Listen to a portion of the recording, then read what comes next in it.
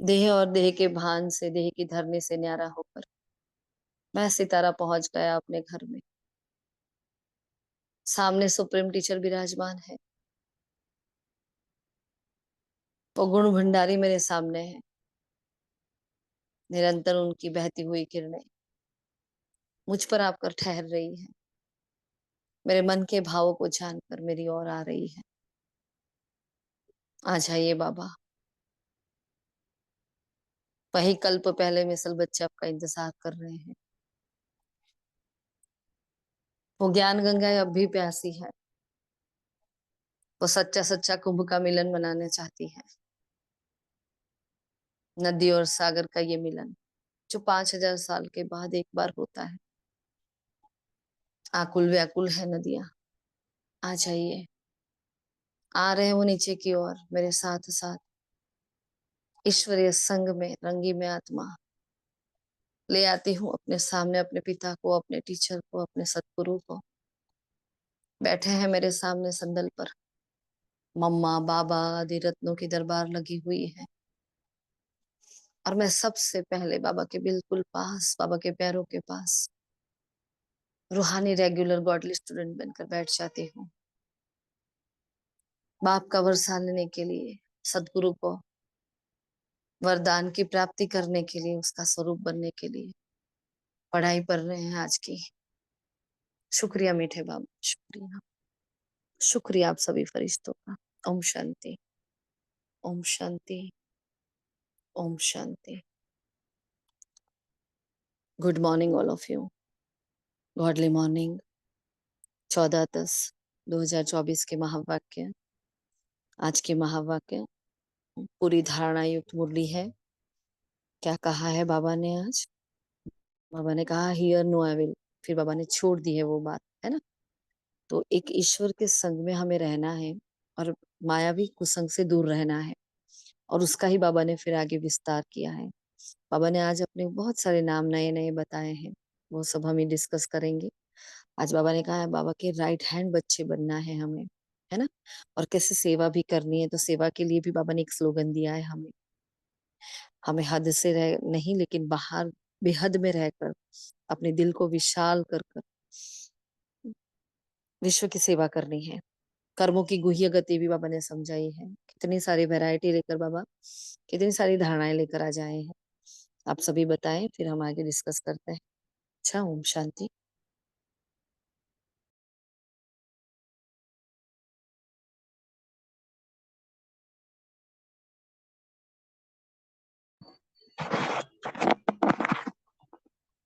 ओम शांति। आज बाबा ने कहा है कि हियर नो इविल, यहाँ ही तुम्हें सत्संग में बैठे हो। फिर बाबा ने कहा है कि शिव बाबा पुरुषोत्तम संगम युग पर ही बाप, टीचर और बेहद का सतगुरु बनते हैं। फिर बाबा ने कहा है कि सतयुग में कोई कर्म भोग होता नहीं है। कर्मों की गति बैठ बाबा हमें समझाते हैं। कहते हैं कि बच्चे देही अभिमानी बनो। ओम शांति। ओम शांति।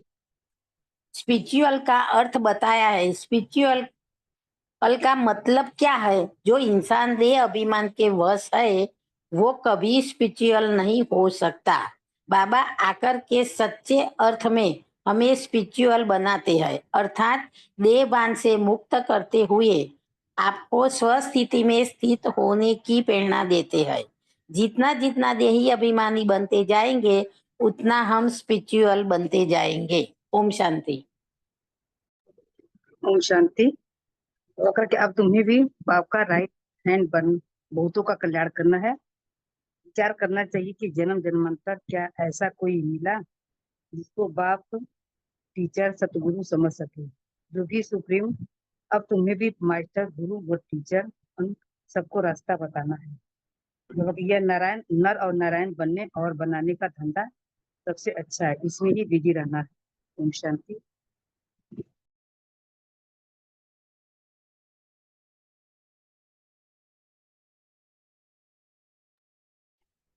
ओम शांति। बाबा ने यह भी कहा है कि जैसे कर्म करते हो उसी प्रकार हमें शरीर मिलता है। आत्मा के कर्म अनुसार ही रोगी आदि शरीर मिलता है और बाबा ने यह भी कहा है उबासी के ऊपर कि कमाई के समय कभी उबासी नहीं रहनी चाहिए। ओम शांति।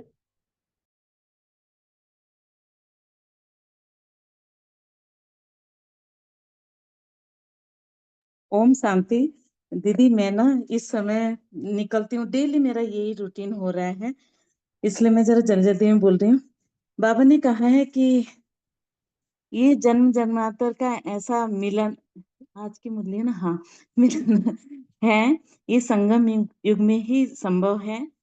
यहाँ बेहद का बाप ही पढ़ा रहा है, तो यह नॉलेज है ना, जैसे कि ये स्पिरिचुअल नॉलेज कहीं और जगह नहीं मिलता। ये स्पिरिचुअल नॉलेज सिर्फ ये बाप से ही मिलता है, और इस युग में ही मिलता है, संगम युग में। दूसरी जगह जो नॉलेज लेते हैं, पढ़ाई लेते हैं, वो जैसे एक डॉक्टर का, एक वकील का, एक इस टाइप का।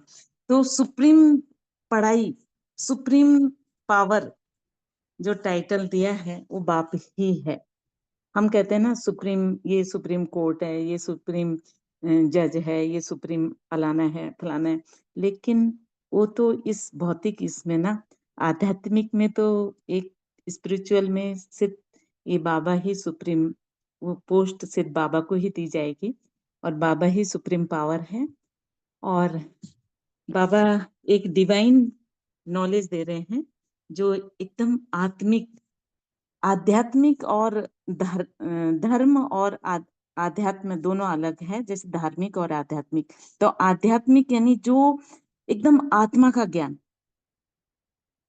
जो बेहद का, और धार्मिक का जैसे अलग अलग धर्मों में वगैरह वगैरह कितने किस्म का। तो ये बाबा की पढ़ाई है, एकदम प्योर स्पिरिचुअल। ओम शांति दीदी, मैं निकल रही हूँ, मम्मी बीमार रहती है ना, तो जाना पड़ता है मुझे, बस चल आ गई। थैंक यू दीदी। ओम शांति।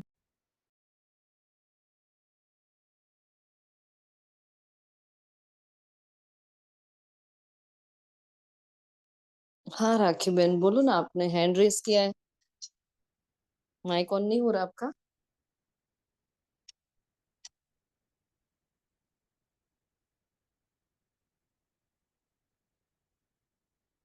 अगर आपका माइक ऑन नहीं हो रहा, आप चैट बॉक्स में भी लिख सकते हो, कुछ प्रॉब्लम होगा। बाकी सबके माइक ओपन हो रहे हैं। चलिए, तब तक कोई और बताए। राखी बहन आपका नहीं हो रहा ना, कोई बात नहीं, चलो कोई और आगे बढ़े फटाफट। ओम शांति। बाप जो सुनाते हैं उसे सुनकर अच्छी तरह धारण करना है, दूसरों को रुचि से सुनाना है। एक कान से सुन दूसरे से निकालना नहीं है। कमाई के समय कभी उबासी नहीं लेनी है। दूसरा, बाबा का राइट हैंड बन बहुतों का कल्याण करना है। नर से नारायण बनने और बनाने का धंधा करना है। ओम शांति।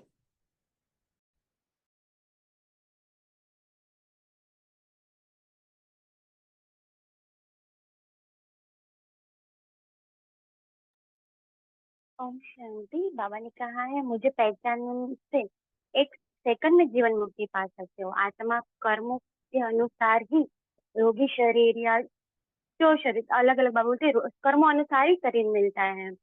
यह सब हम सुनते रहे, बाबा जो भी ज्ञान दे रहे हैं वो बहुत कानों से सुनते थे, कानों से बह भी जाता है। जो धारण करता है, बाबा कहते हैं वही सुना सकता है। ओम शांति। ओम शांति।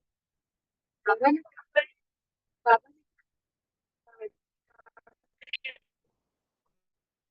ने आपकी आवाज ब्रेक हो रही है सुशीला बहन। हेलो, बनाते हैं। आपकी आवाज ब्रेक हो रही है। कल भी आपकी आवाज बहुत ब्रेक हो रही थी, आज भी ब्रेक हो रही है। आप कोई बेटर प्लेस देख ले, फिर बताए पॉइंट, है ना। और किसी को कुछ कहना है? ठीक है, किसी को बोलना हो तो आप माइक ओपन कर सकते हैं ना। तो आज बाबा ने कहा है बच्चे, हियर नो एविल, है ना। यहाँ तुम सत्संग में बैठे हो, तुम्हें मायावी कुसंग में नहीं जाना है। कुसंग लगने से ही संशय के रूप में गुटके खाते हैं, है ना। तो हियर नो मतलब ना सुनना, ना देखना, ना बोलना, ना करना, कुछ भी नहीं, उसमें सब कुछ आ गया। क्योंकि अगर ये कर्मेंद्रिया है, वहीं से तो विकार की उत्पत्ति होती है ना। कहीं ना कहीं हम आंखों से कुछ देखते हैं, उसका सीधा माइंड पर इफेक्ट होता है।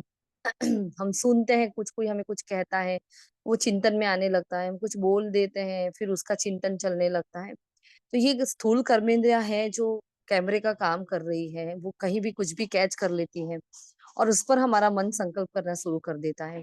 इसलिए बाबा क्या सिखा रहा है, देखते हुए ना देखो, सुनते हुए ना सुनो। ऐसा तो हो ही नहीं सकता, इतने बड़े संसार में हम किसी के साथ बात नहीं करेंगे। हाँ, लौकिक परिवार में भी रहना है, तोड़ भी निभाना है, सेवाएं भी करनी है। चलो लौकिक को छोड़ो, अलौकिक में जाते हैं, वहां भी बहुत सारी बातें आती है, वहां से भी इतने पेपर आते हैं, तो क्या हर जगह नहीं जाएंगे? कितनों से हम किनारा करेंगे? हाँ, किनारा करना तो कोई श्रीमत नहीं है ना? तो किनारा नहीं करना है तो क्या करना है? देखते हुए ना देखो, सुनते हुए ना सुनो। तो बहुत इंपॉर्टेंट धारणा बाबा आज लेकर आए हैं। तो बाबा कह रहे हैं आज,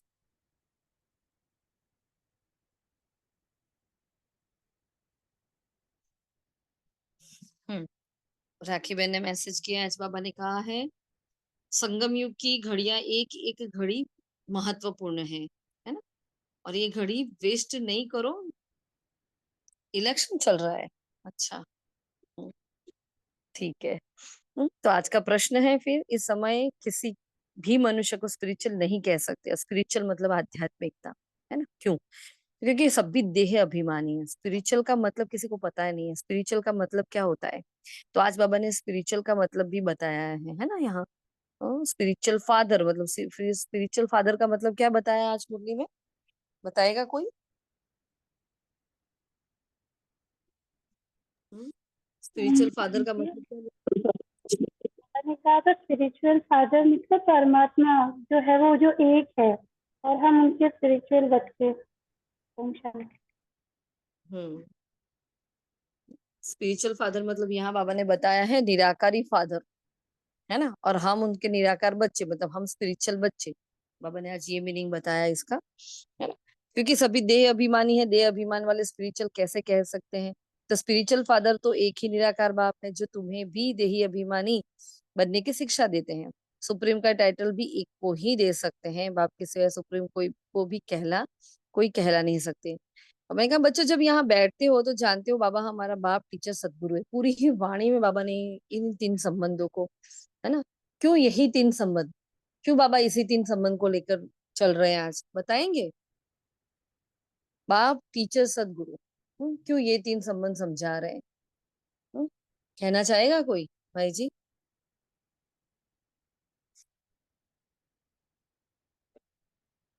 यही तीन संबंध क्यों लेकर चल रहे हैं आज बाबा? और वैसे भी रोज बाबा कहते हैं, ये एक दिन की बात नहीं, रोज बाप, टीचर, सदगुरु। क्यों? पता तो होना चाहिए ना हमें, क्यों इनको ही याद करना है ज्यादा? अब कोई नहीं बता। क्योंकि तीन बाप तीन पार्टी ऐसे हैं जो पूरे जीवन में चलते हैं, जो जो एक तरह से मोटिवेशनल होता है किसी की लाइफ का। बाप, टीचर, जैसे सबसे पहले बाप जो लोग के घर में, फिर उसकी एक भूमिका होती है डिसिप्लिन में, अनुशासन में। फिर एक टीचर लाइफ में होता है जो शिक्षा के रूप में आता है। और फिर एक एक जीवन का जो अंतिम पड़ाव होता है जिसको कहते हैं वानप्रस्थ अवस्था, उसमें सदगुरु के रूप में कोई ना कोई व्यक्ति भक्ति में भी गुरु बनाता था ताकि उसकी अंतिम गति सदगति के रूप में हो। तो वो तीनों चीजें आज एक परमात्मा के रूप में, एक शिव बाबा के रूप में ही कंबाइंड होकर हमारे सामने आई है। तो हम जो जिन चीजों के लिए पूरा जीवन का पड़ाव पार करना पड़ता था वो बिल्कुल हमारे सम्मुख है। और वो हमें तीनों, इन तीनों चीजों की गति एक साथ ही दे रहा है। बाप की पालना, टीचर की शिक्षाएं और सदगुरु का जो अंतिम सदगति। तो बार बार इसलिए मुरली में शायद ये तीन आ रहा है कि भाई तीनों, ये जो तीनों पैटर्न है जो परमात्मा के बने हुए हैं तुम्हारे लिए, उसके लिए तुमने जन्म जन्मांतर कितना दौड़ धूप की या कितना तुमने जीवन चक्र पूरा किया, तो आज वो तुम्हारे सम्मुख है। और ये जब तीनों चीजें याद आती है तो हमारा आदि मध्य अंत, या हमारा जो भी रूहानी जो जो भी हमारी रूहानी जर्नी है वो एक सार में समझ में आ जाती है कि अभी जिसने हमारा किया वो भी यही परमात्मा है, यही शिव बाबा है। जो हमारा कर रहा है वो भी यही शिव बाबा है, जो आगे भी हमारा करेगा वो ही एक शिव बाबा है। इसलिए शायद बार बार भगवान इन तीनों स्वरूपों में याद दिला रहा है बार बार कि मैं कौन हूँ तुम्हारे लिए। ओम शांति। अच्छा, बिल्कुल बताएं पूजा बेन, क्या कह रहे थे आप? शांति मेरी भी भाई एकदम भाई भैया ने इतना अच्छा बताया है। मेरा मैं तो बस इतना ही कह रही थी कि बाबा ने कहा है कि ये जो तीनों है ना, जैसे अपना जो मतलब बाप है, टीचर है, सदगुरु, ये तीनों को, ये तीनों हर किसी के लाइफ में होते हैं, सबको ये तीनों की आवश्यकता होती है। मैं यही कह रही थी। ओम शांति। तो परफेक्ट है, आपका भी भाई का भी परफेक्ट है। और कोई? ओम शांति। जैसे तीनों बाबा ऐसे कहा है कि स्पिरिचुअल नॉलेज है, तो स्पिरिचुअल नॉलेज बाबा कहते हैं कि द्वापर युग से भी हमें नॉलेज मिलती है छह कल युग तक। वो बाबा ने कहा है एक जन्म की नॉलेज है, चाहे इस इंजीनियर की हो, डॉक्टर की हो, कोई भी कोर्स की हो। यहाँ निराकार बाप आकर हमें संगम युग पर, पुरुषोत्तम संगम युग पर नॉलेज देते हैं। बाप बनकर हमें वारसा देते हैं, मीन्स टीचर बनकर हमें शिक्षा देते हैं कि बच्चे आप कौन थे और अभी आप क्या बने हो और आगे आपको क्या बनना है। ये हमको आदि मध्य अंत की नॉलेज देते हैं। सतगुरु बनकर बाबा हमें सदगति देते हैं। बाबा कहते हैं गुरु वो जो सदगति करे, तो बाबा हमें बेहद का सतगुरु बनकर हमें सदगति करते हैं, मुक्ति और जीवन मुक्ति का हमें वारसा देते हैं। इसी हिसाब से हमें लगता है कि स्पिरिचुअल माना बाप टीचर सतगुरु का जो रोल है बाबा अभी पार्ट प्ले कर रहे हैं। ओम शांति। ओम शांति। ये तीनों ही आपको स्वस्थिति में स्थित होने की प्रेरणा देते हैं। ओम शांति। जी भाविका बहन, आप बोल रहे थे कुछ? हाँ जी। ओम शांति। बाबा का जैसे साकार में था तो बाप का पार्ट ऐसे क्यूरेट चल रहा था, पैरेलल ऐसे चल रहा है। फिर अव्यक्त रूप में बाबा ने शिक्षाओं से हमारी पालना की। अभी बाबा का वरदानी पार्ट चल रहा है, जितना बाबा कहते लुटाते खजाना उतना लूट लो, वरदान पा लो। फिर बाबा का धर्मराज का पार्ट शुरू हुआ, इससे पैरेलल बाबा का चल रहा है पार्ट। ओम शांति। कि जब बच्चा पैदा होता है तो सबसे पहले वो अपने माता पिता से मिलता है ना। तो सभी का बहुत परफेक्ट, बहुत बढ़िया। और ये यथार्थ हम नहीं समझ पाएंगे तब तक हम ये रिश्ता बांध भी नहीं पाएंगे। एक वाणी है जिसमें बाबा ने सारे संबंध बताए कि अब सवेरे सवेरे जब उठते हो अमृत वेला तो आपको बाबा को बाप के रूप में याद करना है, फिर आपको उनको टीचर के रूप में याद करना है, फिर सतगुरु के रूप में, फिर जैसे जैसे पूरे दिन में जिन जिन संबंधों की जरूरत होती है उन संबंध से बाबा को पूरा दिन फिर हमें याद करना होता है। तो ये तीन जो संबंध है पूरी ही मतलब लाइफ का बेस है, जो फाउंडेशन कहा जाए ना। हाँ, जैसे ही बच्चा पैदा होता है वो बाप के वर्षे का अधिकारी हो जाता है। लेकिन कैसे? वो एक पिता और बच्चे का संबंध होता है। एक पिता क्या होता है, उसकी छत्र छाया होता है, उसका प्रोटेक्शन शील्ड होता है। वो बच्चे को कोई तकलीफ नहीं होने देता, खुद तकलीफ में रहता है लेकिन बच्चे को हर बात ना उसके सामने, मतलब पूरी दुनिया उसके सामने ला के रख दे, ऐसा होता है एक पिता। जो कहने की जरूरत नहीं है, सब कुछ कर लेता है ना, दिन रात मेहनत करता है। लेकिन उसको ये होता है कि मेरे बच्चे के लिए मैं सब कुछ करूँ और मेरे से भी मेरा बच्चा आगे बढ़े, उनको आगे बढ़ाऊं, अपनी सारी प्रॉपर्टी में उनको दूं। और उस प्रॉपर्टी को इकट्ठी करने के लिए वो खुद, हाँ, वो खुद कम खर्च करता है, मतलब चला लेता है, लेकिन अपने बच्चों को सब कुछ इकट्ठा करके देता है। एक पिता का रोल जो होता है बहुत ही महत्वपूर्ण होता है बच्चे के लाइफ में। अब देखना, जिन बच्चों के पिता नहीं होते हैं, है ना, माता पिता दोनों ही नहीं होते, या कभी माता होती कभी पिता नहीं होते, तो उन बच्चों की परवरिश में और जो जिनके दोनों ही होते हैं उनकी परवरिश में बहुत फर्क पड़ जाता है ना। पिता का स्थान कोई नहीं ले सकता जीवन में, माता का स्थान कोई नहीं ले सकता। तो बाबा हमारा बाप, माता पिता तो है, बाप आया उसमें माता पिता दोनों ही आ गए, है ना। वो पालना नहीं ली हमने तो क्या पालना ली ना? तो वो बाप बनकर फिर टीचर बनता है, मतलब कि बाप टीचर बनकर जब आता है तो उसके अंदर वो रहम की दृष्टि भी रहती है ना, कि नहीं मेरा बच्चा है, उसको मैं पढ़ा रहा हूँ, ये कल वापिस ये भूल जाता है, वापिस मैं उसको पढ़ा रहा हूँ। वो रहम की दृष्टि, वो क्षमा का भाव लेकर चल रहा है। करता है ना बाबा हमारे साथ, ये नहीं करता? रोज रोज भूल जाते हैं, रोज, हाँ, कभी हमें डांट भी देता है, जरा सा प्यार से उलहना भी दे देता है, लेकिन फिर भी दूसरे दिन मीठे बच्चे, मीठे बच्चे, मीठे बच्चे, कभी कड़वे बच्चे नहीं कहता, है ना। ऐसा नहीं आज बाबा रूठ गया, चलो आज तो पढ़ाना नहीं, आज तो मैं जाऊंगा ही नहीं, ऐसा नहीं है। तो उसकी पालना की धाराएं अविरत बहती रहती है, वो कहीं ब्रेक नहीं होती है ना। तो ये बहुत इंपॉर्टेंट पार्ट है हमारे जीवन का, बाप का। फिर टीचर, जो अगर बच्चे को टीचर ना पढ़ाए तो उसके जीवन में कोई स्टैंड नहीं ले पाएगा, वो कुछ बन नहीं पाएगा। उसके जीवन में अगर कोई पद लेना है तो उसको पढ़ाई चाहिए, और पढ़ाई के लिए, उस पढ़ाने के लिए टीचर चाहिए। जैसे हमने पुराने जमाने में हमने सुना है भाई, हाँ, ऋषि मुनि होते थे, वो राजकुमार राजकुमारियों को भी जैसे युवावस्था तक, बचपन से युवावस्था तक राजकुमार राजकुमारियां भी कहाँ जाते थे, वहां जंगल में चले जाते थे। जो दंत कथाएं है उसमें हमने देखा श्री राम श्री कृष्ण, उनको भी कहाँ भेजा गया, हाँ, अपने गुरु के पास। क्यों? क्योंकि उनको ऐसी शिक्षा दी गई जो वहां एक समान भाव से हर बच्चे बैठते थे, खुद अपना अपना काम करते थे, जंगल में जाते थे, लकड़ियां भी चुनते थे, सब कुछ करते थे। मतलब एक एक वो जो डिसिप्लिन होता है लाइफ का, वो सिखाने के लिए, और जीवन में उस डिसिप्लिन मर्यादाओं के साथ हमें कैसे आगे बढ़ना है, उसके लिए टीचर का रोल बहुत बहुत ज्यादा इंपॉर्टेंट होता है। उसके बिना कुछ भी नहीं, गुरु बिना गति नहीं, कहते हैं ना। तो टीचर ही मतलब गुरु भी होता है, टीचर मतलब वो सिर्फ पढ़ाता है, वो भी टीचर है। और यहाँ सदगुरु का वर्णन बाबा जो बताते हैं हमें, तो यहाँ सदगुरु मतलब वरदान, जो हमें सदगति देता है। हमारे सबके पूरी ही दुनिया के एक ही सब कुछ कर रहे हैं, पढ़ रहे हैं, वर्षा ले रहे हैं, प्रॉपर्टी ले रहे हैं, जी रहे हैं, सब कुछ कर रहे हैं, लेकिन अंतिम लक्ष्य सभी आत्माओं का एक है कि मुझे सदगति चाहिए, मुझे मुक्ति चाहिए, है ना। सब कुछ कर लेते हैं, बहुत जल्द से भी कर रहे हैं, किसी के सुख है किसी के दुख है, लेकिन सबको क्या है, पता है कि मुझे मेरा एक अंतिम दिन आने वाला है जब मुझे गति सदगति चाहिए। और वो क्या है, मुक्ति क्या है, किसी को नहीं पता, वो मोक्ष कह देते हैं, है ना। लेकिन उसके लिए उनको गुरु की जरूरत पड़ती है।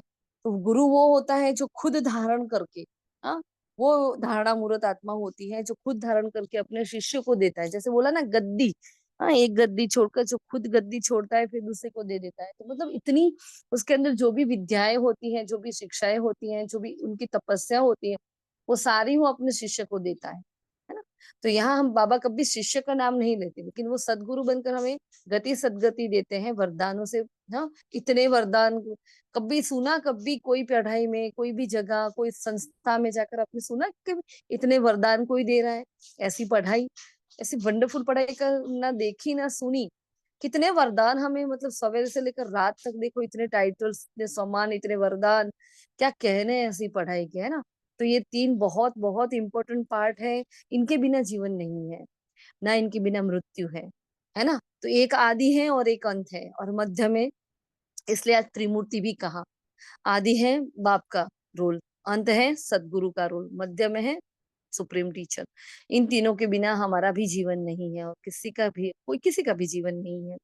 तो बाबा इसलिए बार बार रोज ये तीन संबंध, और आज तो बाबा ने बहुत ज्यादा ही उसको उस पर ही पूरी मुरली चला ली है ना।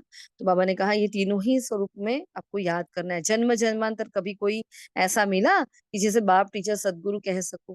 हर बार रोज कहते हैं भी बाप होंगे, है ना, लेकिन एक ही बाप गुरु ही बने, वही सदगुरु बने, वही टीचर बने, ऐसा कभी सुना है क्या? नहीं, नहीं होता है ऐसा।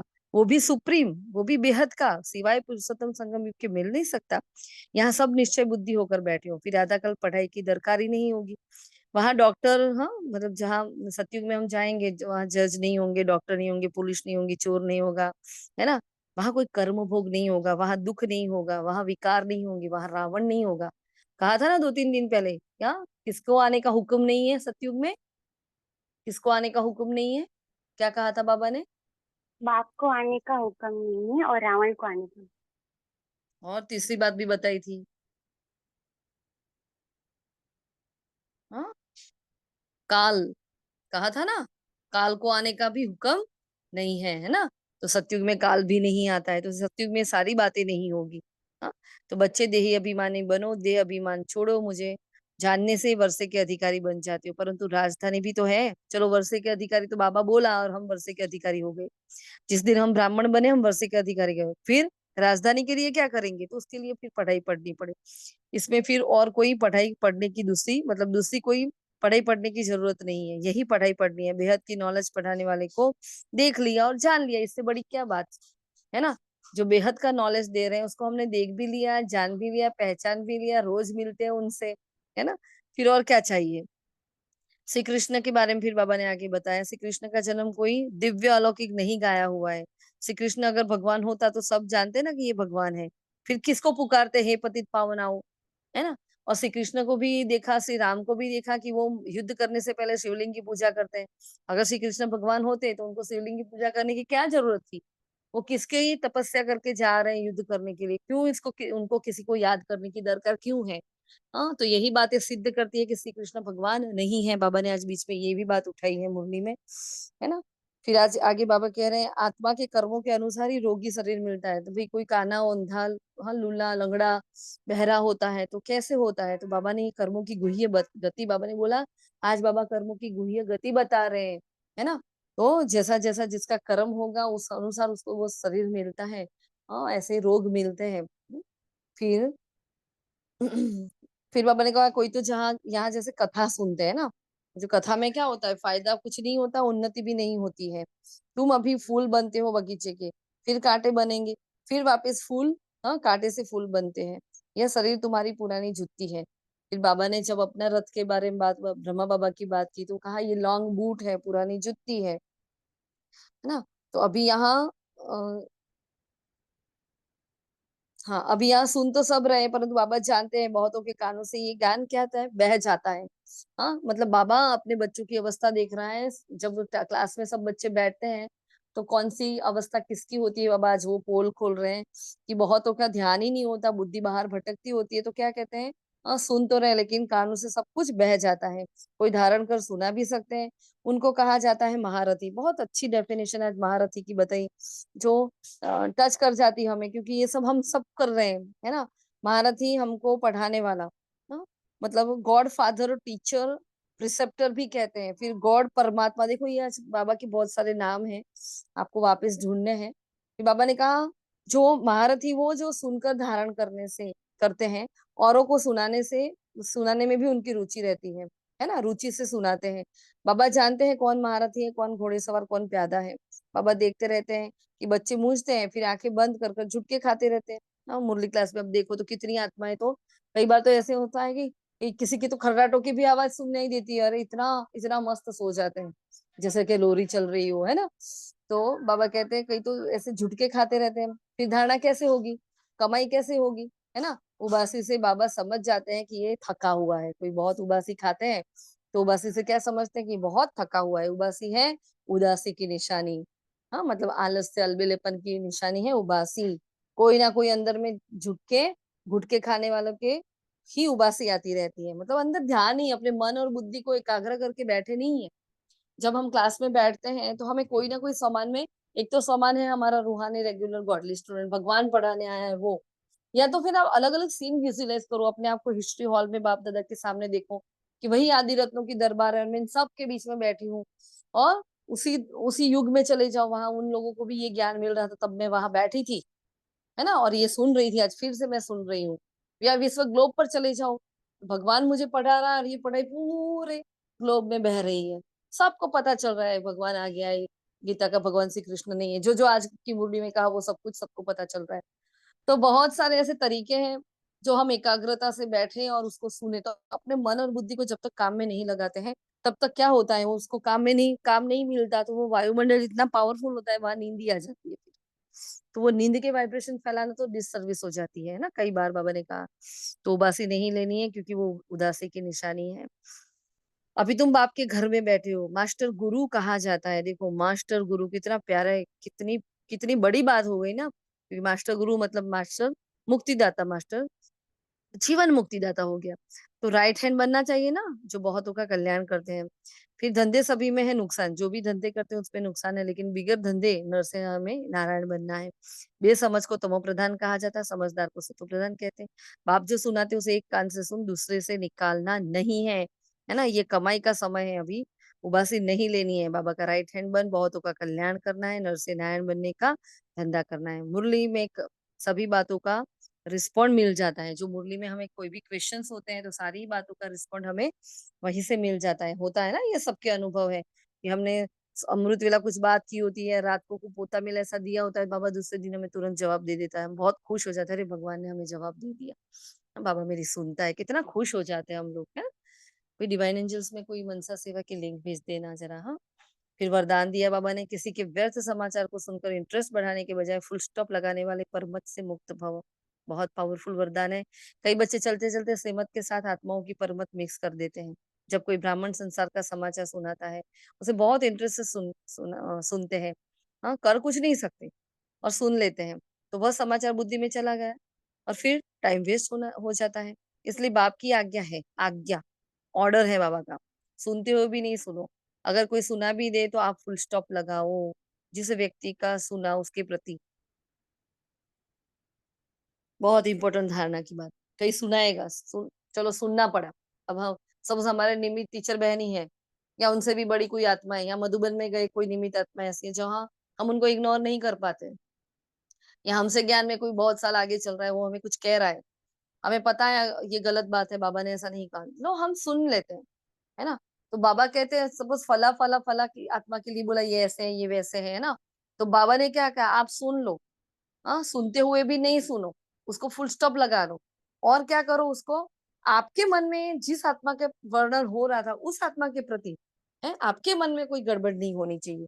हमारे मन में हमारी दृष्टि, हमारी वृत्ति उसके प्रति बदलनी नहीं चाहिए। हाँ, चलो दीदी ने बोला ना, तो ऐसे ये आत्मा ऐसी ही है, तो वो दीदी का और उनका हिसाब किताब है, वो मधुबन निवासियों का उनका हिसाब है। हमें क्या लेना देना किसी के हिसाब से। हमें ये चेक करना है कि वो आत्मा मेरे साथ कैसे रहती है। हाँ, हमें ये खास चेक करना है, क्या वो आत्मा श्रीमत प्रमाण चलती है कि नहीं चलती, है ना। तो ना इधर ना उधर हमें हामी भी नहीं भरनी है, और उस आत्मा से किनारा भी रखना है। क्यों? क्योंकि वो श्रीमत अनुसार नहीं चलती, बाबा ने बोला ना, उससे दूर रहना है हमें। तो एक बहुत इंपॉर्टेंट बात है, उसके प्रति दृष्टि व संकल्प में भी घृणा भाव नहीं हो। अरे ऐसे ऐसा करते हैं, इतने साल से ज्ञान में चल के ऐसा किया, है ना, ऐसा नहीं आना चाहिए, तब कहेंगे परमत। तो बहुत इंपॉर्टेंट बात आज ये जानने को मिली हमें। ऐसा था परमत मतलब हम किसी का सुनते नहीं है, किसी की मत पर नहीं चलते हैं, लेकिन बाबा ने आज ये बहुत सूक्ष्मता से बताया कि हमारी वृत्ति में, हमारी दृष्टि में उसके प्रति घृणा का भाव ना हो, इसको बोलते हैं परमत से मुक्त आत्मा। हाँ, तो बहुत पावरफुल बात कही। ये स्लोगन है, जिनकी दिल विशाल है उनके स्वप्न में भी हद के संस्कार इमज नहीं हो सकते। अब इसका मतलब क्या हो गया, विशाल दिल का मतलब मैं आत्मा पूरे विश्व के प्रति, मतलब पूरा विश्व का कल्याण करना ही मेरा कर्तव्य है। ये बाबा ने बता दिया है कि ब्राह्मण का एक ही कर्तव्य है, विश्व कल्याण का। तो हमारी कोई पर्सनल जीवन नहीं है, कोई पर्सनल लाइफ नहीं है। तो मेरे दिल में मेरा बच्चा, मेरा पति, मेरा फलाना, मेरा दिखना, मेरा ये हिसाब, मेरी वो किताब, वो कुछ नहीं होना चाहिए, है ना। कितनी बार बाबा ने दो लास्ट मंथ में कितनी पावरफुल वाणियां चलाई थी। बार बार बाबा ने यही बात बताई, हद से निकल जाओ बेहद में चले जाओ, हद से निकल जाओ बेहद में चले जाओ। अगर हद से निकल कर बेहद में चले जाओगे, हद अपने आप सुधर जाएगी। कितनी बार बाबा ने कहा। तो आज बाबा वही बात इस तरीके से कह रहे हैं, बहुत डिफरेंट तरीके से स्लोगन दिया है ना। दिल विशाल है मतलब पूरे विश्व का मैं सोच रही हूँ, मैं बेहद का सोच रही हूँ, मैं हद में नहीं सोच रही हूँ, है ना। तो जब अब मैं बेहद में सोच रही हूँ, तो मेरे हद के संस्कार कैसे आएंगे। जब मैं बेहद में जाऊंगी तो मुझे देने का ही भाव आएगा। बेहद में कोई जाता है तो ऐसे तो नहीं जाता, तो वो देने का जो भाव आता है हमारे अंदर, है ना, उसकी वजह से हमारे अंदर जो हद के संस्कार स्वभाव होते हैं वो अपने आप निकल जाते हैं। किसी के प्रति ना नफरत है, ना क्रोध है ना, किसी के प्रति ना लगाव झुकाव है, कुछ भी नहीं है, बस हम बेहद के हो गए। तो हमारी वृत्ति दृष्टि सब कुछ बेहद का हो गया। तो ये प्योरिटी की बहुत उच्च अवस्था है जो हमें प्राप्त करनी ही है, और हम सब कर ही रहे हैं। चलो संपूर्ण नहीं की, लेकिन हम बहुत अच्छे से सब कुछ कर ही रहे हैं। हाँ, फिर अव्यक्त इशारा बहुत पावरफुल है, जो बहुत समय के संस्कार है ना, वही अंतिम स्थिति रहती है। तो अभी से ये विस्मृति के अथवा हार खाने के संस्कार मिट जाने चाहिए, जो बीच का है हमने नहीं लिखा। हाँ, तो बाबा ने उसको लौकिक के साथ कंपेयर किया है। इसके लिए अपने आप से दृढ़ प्रतिज्ञा करो कि यह संस्कार, ये व्यर्थ संकल्प कभी भी उत्पन्न नहीं होने देंगे। जब ऐसी दृढ़ प्रतिज्ञा करेंगे तब अंत में विजयी बनेंगे, है ना। तो बाबा ने आज सम्मान दिया है, मैं विजयी रत्न आत्मा हूँ। अच्छा, बाबा ने यहाँ सेवा की पॉइंट जो हम बोल रहे थे, बोर्ड, बाबा ने बोला कि बोर्ड लगा दो कि एवर हेल्दी वेल्दी 21 जन्मों के लिए बनना है, तो क्या करो, आकर यहाँ समझो, है ना। ये बाबा ने आज खास कहा है सेवा के लिए। और कोई पॉइंट अगर हमसे रह जाती है आप बता सकते हो। बहुत इंपॉर्टेंट बाबा ने बात धारणा की जो बताई है, उबासी उदासी की निशानी है। हाँ, तो हम महारथी आत्मा है, और महारथी आत्मा क्या होती है, जो धारण कर दूसरों को कराती है। कितनी प्यारी बात। हाँ, जो खुद धारण करती है दूसरों को कराती है, वो महारथी आत्मा है। वो ऐसी कितने अच्छे अच्छे मास्टर गुरु का मुझे सम्मान दिया। हाँ, महारथी आत्मा का सम्मान मिल गया, फुल स्टॉप योगी बन गए हम, एवर हेल्दी वेल्दी बन गए। हम्म, फिर परमत से मुक्त आत्माएं बन गए, फिर स्पिरिचुअल स्टूडेंट बन गए। और कुछ, और कुछ याद आ रहा है। हाँ, तो ये बाबा की मुरली से आज के टाइटल्स थे। बाबा के राइट हैंड बन गए, है ना, राइट हैंड भी बोला है ना बाबा ने आज। तो बहुत ही निश्चय बुद्धि, राइट हैंड, बाबा ने निश्चय की भी बात करी ना आज। तो ये थी आज के महावाक्य। तो 3 in 1, spiritual father, spiritual teacher, हाँ स्पिरिचुअल सदगुरु, हमें इनको याद करना है पूरा दिन। हाँ, महारथी बनकर रहना है, धारणा कर फिर और वो करानी है। मुरली क्लास में कमाई में कभी भी चुटके नहीं खाने हैं, कभी भी उबासी, आलस से अलबिलापन नहीं आना चाहिए। ऐसे बने राइट हैंड, मतलब क्या, जिसको सब कुछ पता होता है ना। तो ऐसा नहीं कि मुझे सेंटर की सारी बातें पता चल जाए, ऐसे नहीं। राइट हैंड मतलब जब भी किसी को भी मेरी जरूरत पड़े, मैं हर सेवा में सामने हाजिर हूँ। हाँ, चाहे वो झाड़ू पोछे की सेवा है, चाहे वो क्लास कराने की सेवा है, चाहे बेहद में जाकर कोई सेवा करनी है, लेकिन हर जगह हम एवर रेडी है। तो बाबा के हम राइट हैंड बच्चे हैं। हाँ, ऐसा हीरो पार्टधारी, ऐसा एवर रेडी बच्चा, ऐसा राइट हैंड बच्चा बनकर बाबा को बताना है। ठीक है जी। अच्छा, शुक्रिया मीठे बाबा, शुक्रिया आप सभी फरिश्तों का। ओम शांति, ओम शांति, ओम शांति।